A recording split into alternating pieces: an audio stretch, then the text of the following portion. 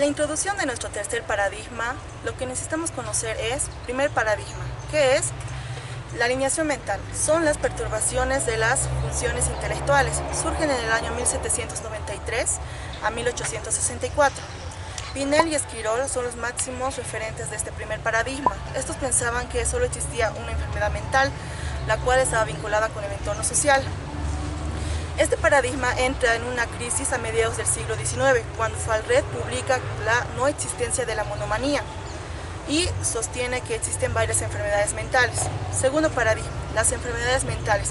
Comienzan a categorizar las enfermedades mentales y hay una evolución de la enfermedad.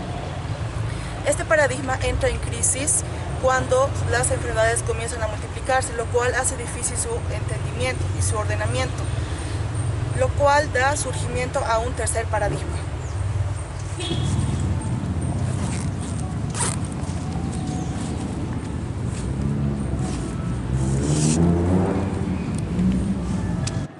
Las grandes estructuras psicopatológicas.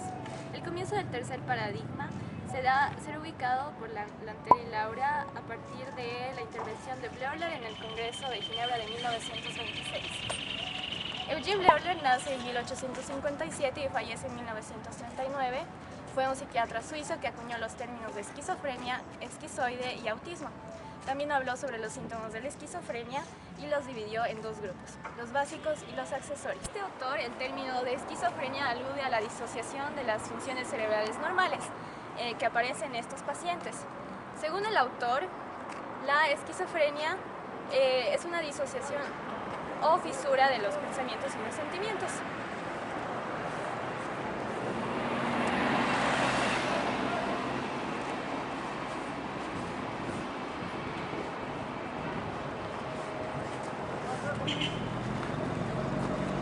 En los años 20 se impuso la noción de estructura correspondiente a la escuela de la Gestalt.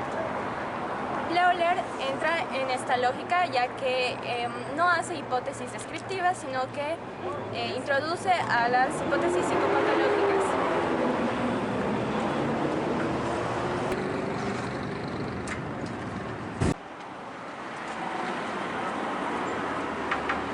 La noción estructural fue impuesta por la escuela gestálica.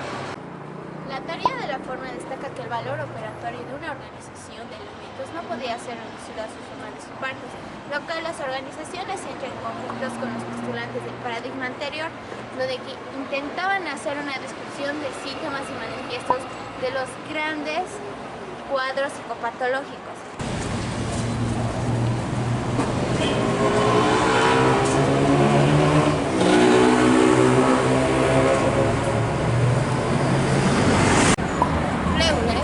Ya que no intenta hacer una semiología descriptiva igual que Freud, lo cual como consecuencia tiene una importancia de reducción de enfermedades mentales, lo que lleva a una crisis al segundo paradigma. Al mismo que se extiende a conocer la esquizofrenia y lleva a abarcar el grupo de psicosis.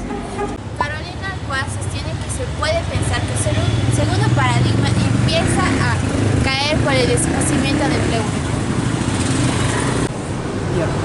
Vamos a comenzar con Lanter y Laura, pero tal vez no me escuchan porque estoy con el barbijo, así que vamos a hacer esto. Lanter y Laura trata de hacer una unión entre la medicina clínica y la psicopatología. Esto dejando al lado de que la psiquiatría dejaría ser un segundo plano, pero esta nos ayudaría como una entidad secundaria para buscar aquellos elementos y aquellos tratamientos para las enfermedades. Ahora vamos comenzando con el trabajo de 30 años que fue llevado por jóvenes, que es la Psychology Evolution, que fue más que todo por los jóvenes destacados de Henry Hay y Minkowski. De aquí vamos a destacar más que todo a Minkowski. ¿Por qué?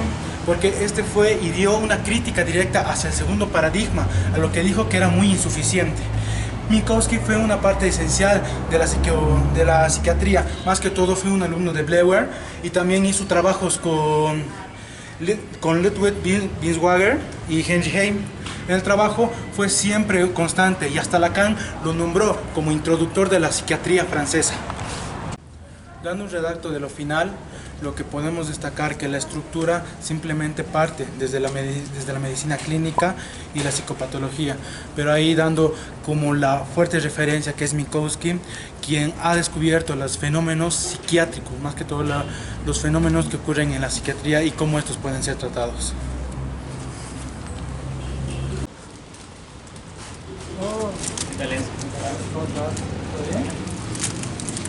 El autor mencionado anteriormente explica que un mismo síntoma puede aparecer en distintas entidades nosográficas. Este propone a la vez identificar el trastorno generador. El último exponente de este paradigma fue Henry Hay con su modelo organodinámico, el cual trata de ver y comprender los trastornos por medio de la biología y la psiquiatría. Henry Hay nació el 10 de agosto de 1900. Él dio un nuevo enfoque a la enfermedad mental utilizando las bases y las enseñanzas de Douglas Jackson, quien fue una de las destacables figuras reconocidas en sus tiempos de la neurología.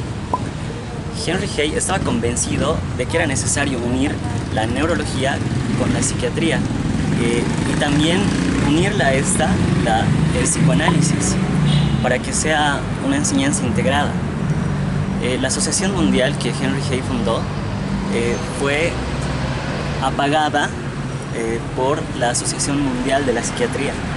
Debido a esto, sus enseñanzas se ahogaron y desaparecieron por una enseñanza farmacológica. Henry Hay falleció en 1977 en el mismo lugar en donde nació.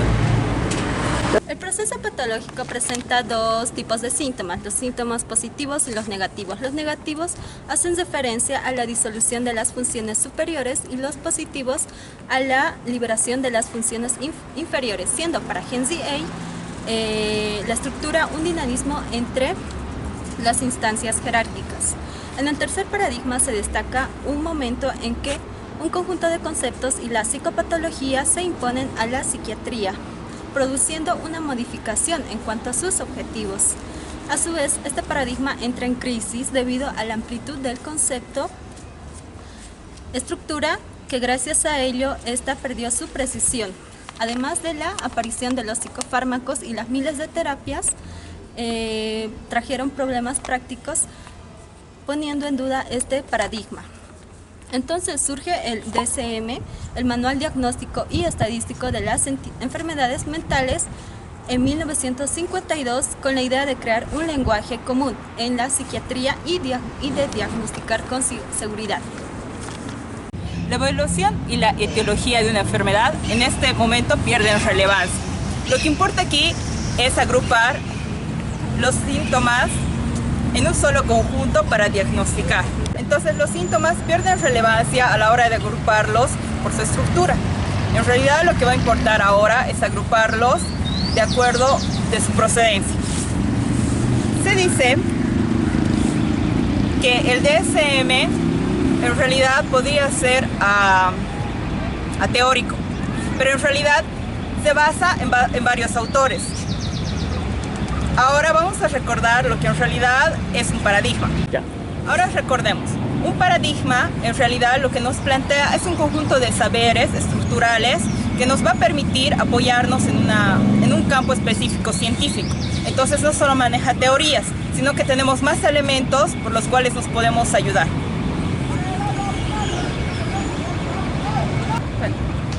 Según Juan Carlos Stanmore, el DSM fue creado por Estados Unidos, donde influencia también se puede decir en el capítulo de trastornos mentales.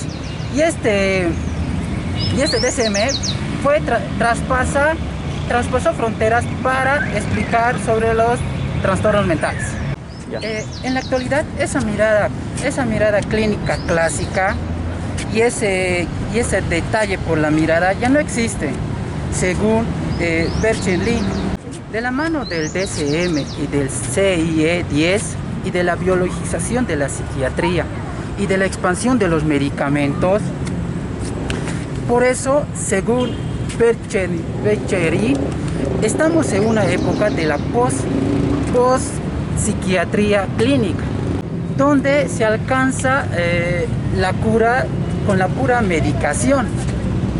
Lacan nos habla de la estructura del lenguaje, donde dice que busca el fenómeno en una entrevista y también y busca también la subjetividad del sujeto.